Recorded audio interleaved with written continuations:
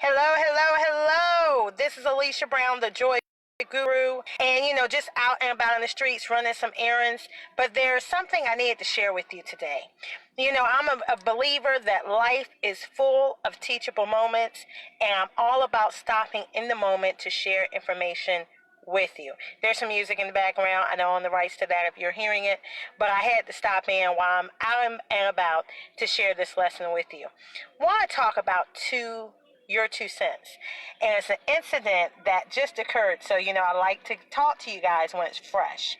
Now, this has been an awesome week for me. It's been an awesome week for multiple reasons. It's not just last night's announcement of the award, but it's also just a lot of things been going on.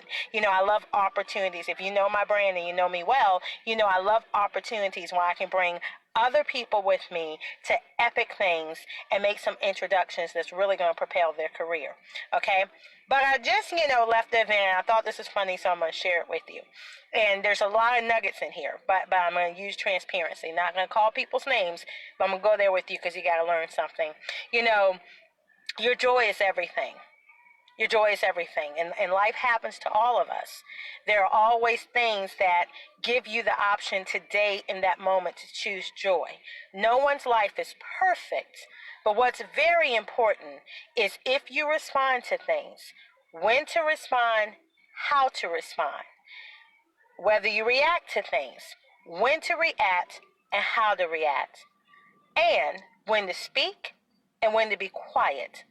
So I think I shared with y'all earlier this week. It was a post of mine, motivational post, that said, stop talking. So there was this moment just a moment ago that happened.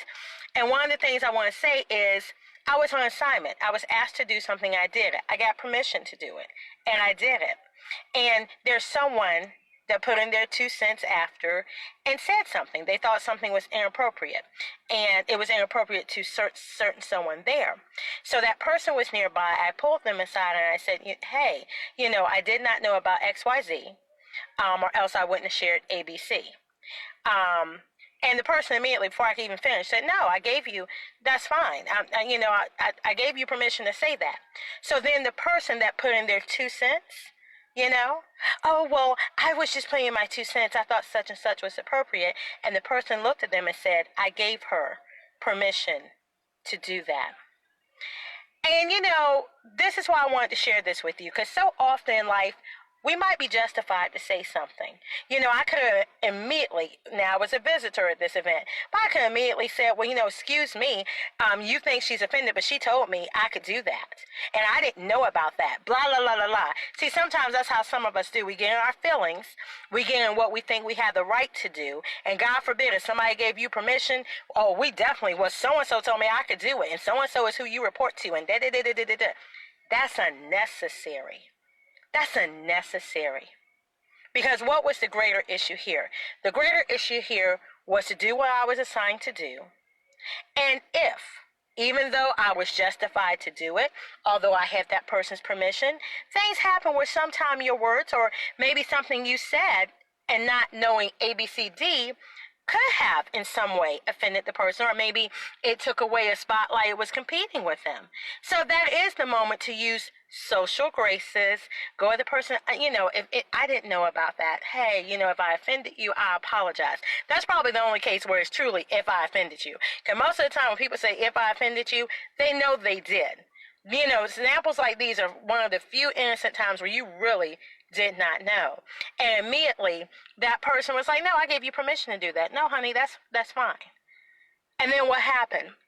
The other person that really was inappropriate totally missed the fact that, hello, first of all, I'm a visitor. 2, you know about whatever it is that you feel what I said might have been competing with, because you're a part of this. You know about this. You know about this event.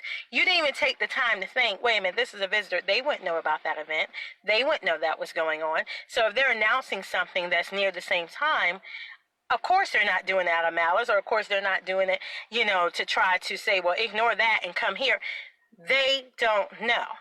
And then what's more importantly, sometimes people don't think about the fact that even if I thought you did know, even if I thought you were trying to compete, even if I thought whatever, what's the greater good here? And then I'm not going to tell you about the nature of the event, but the nature of the event, Yeah, you could really be rubbing someone the wrong way by giving your 2 cents. So that's why I wanted to come in here and say today.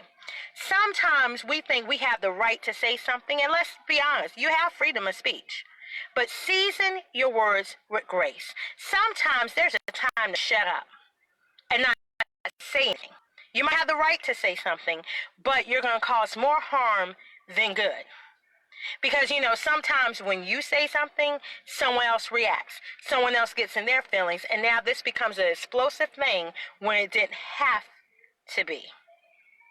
Be quiet.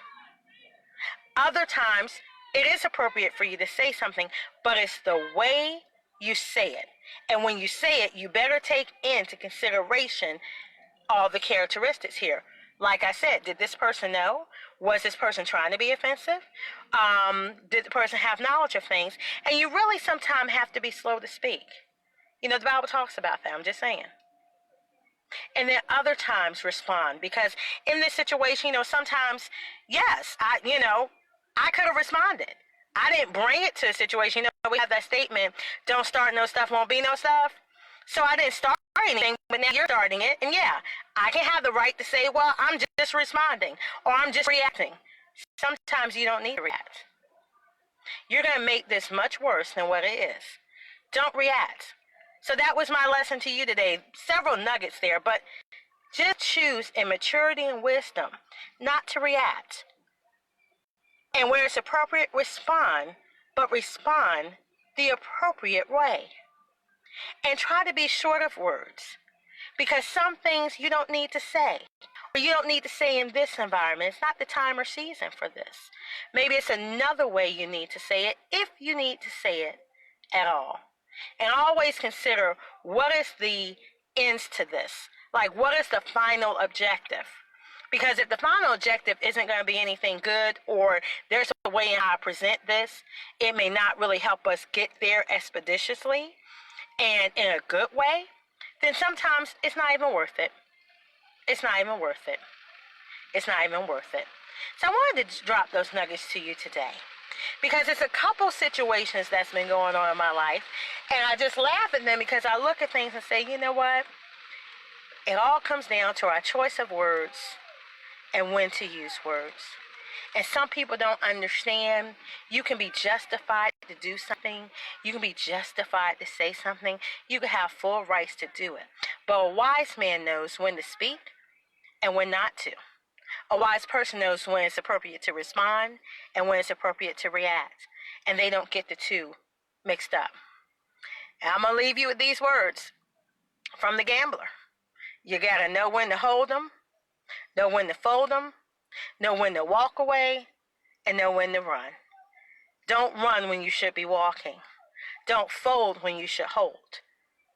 And sometimes we're making things much worse because we don't know the appropriateness versus what we have the right to do. Very important. And like they say, everything done in dark comes to light. What goes around must come around. People forget, no matter how big of the state you live in or how big your city is, all of it's relative. You see these people again, even if it's your first time meeting them and you have no idea who they are. You never know who you just made angry today or could have possibly caused a problem that tomorrow could be sitting across from you and has the power to say yes or no in something you really need. So in all things, try to live peaceably among men. I think that's a scripture people don't understand. Doesn't mean you kiss behind. It doesn't mean that you have to lay low and let people abuse and use you. But it also means you don't have to be confrontational. Everything's not a fight. Sometimes it's okay, even though I have the right to say something, to just shut up. This may not be the time to say it. Or it may not need to be said, although you have the right to do it. Because your words, good or bad, will come back to you. And are you willing to eat the fruit of what they produce? Let's be wiser. And also from the other end of it, people, if there's a time where you can be offended, don't always take offense. Just, sometimes I get in situations where I just make it about business. Because, when you look at certain things in business and they say it's not personal, it's just business, a lot of people take things that are personal and make it personal and bring it into business. So unnecessary. Think about the final end. Think about the contract. Think about the commitments. Think about what you're there for instead of making everything like a fight and making everything so personal. So that's what I did today. Wonderful resolution, and we can all go on about our business. But I thought I would share those nuggets with you today. So with that, remember, don't let anyone steal your joy. Because if you do, you let them do that. You gave them the right to do that. And sometimes, in order to preserve your peace and happiness, you got to stop letting people have the right to do things to you. So, as always, live in exceeding and abundant joy. And until next time, you're always willing and able to follow me at thejoyguru.net. Bye-bye for now.